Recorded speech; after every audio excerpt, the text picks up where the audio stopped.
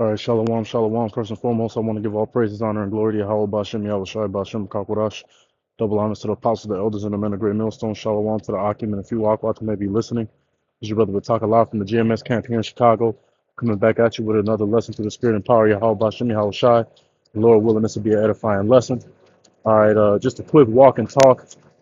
I just wanted to do something quick about this clip that I just saw on YouTube. But basically, it was some type of Northern Kingdom Jake. They was on one of those chat roulette type of apps like Uvo. For those brothers who's old enough to know what that is, basically you sign on to like a Skype type of app, and then it just randomly pairs you with people, and you can hang up and go to the next person or stay and talk or whatever. But this dude, he ended up getting on the call with a guy that was Edomite, all right, and this Edomite start disrespecting the Jake, calling him in. This Jake wasn't antagonizing him or nothing. He was chilling. But this either might start calling him an N, a nigger, excuse me, because we use that word on this channel. But the either might start calling him a nigger. He start calling or telling him he was a monkey and how he was better than the Jake at any and everything that they could do.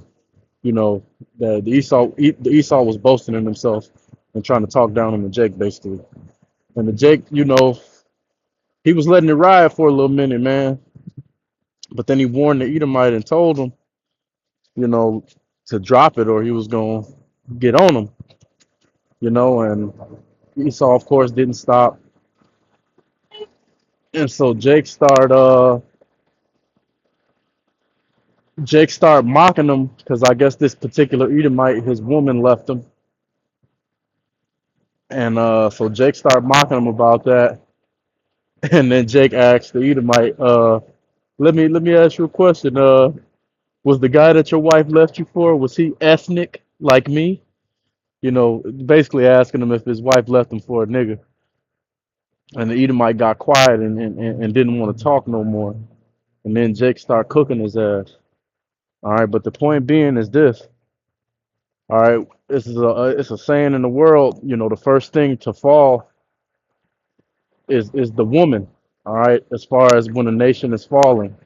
Okay, and these devils women, they have left them in the lurch. All right, if you look at us and our captivity in this kingdom, what was the first thing to go? Uh, our women, man. Make no mistake about it. Salaki. Make no mistake about it, man. Keisha sold out before we even got on the ship. All right, and Latin Keisha sold out before they got fully enslaved as well.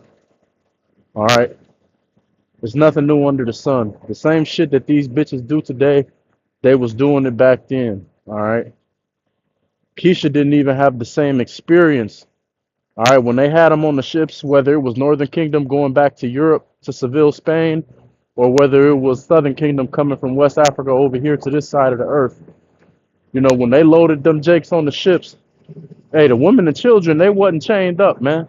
They only chained up the men in the bottom of the ship. The women was walking around the ship freely, and Esau was popping them, and they was loving that shit, man. And it's the same thing you see today. These bitches, they side with the devil. They don't care about you niggas, and it is what it is. All right.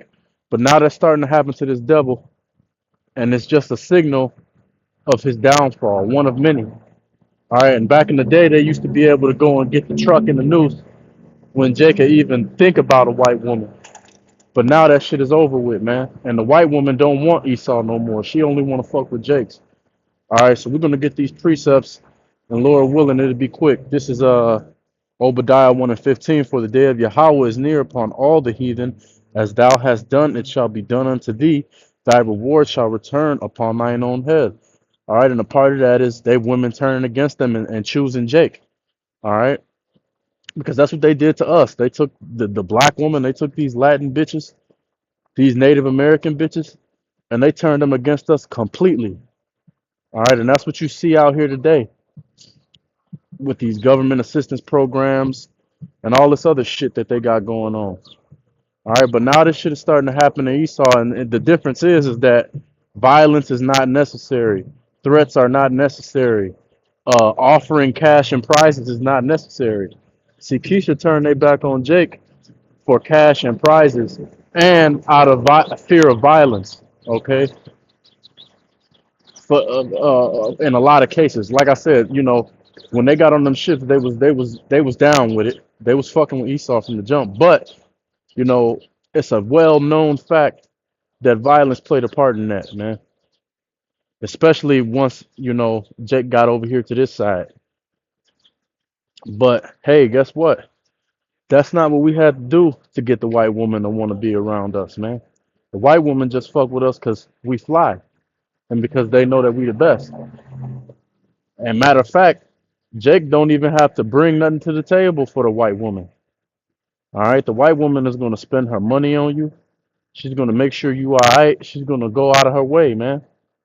Something that a jigaboo will never do.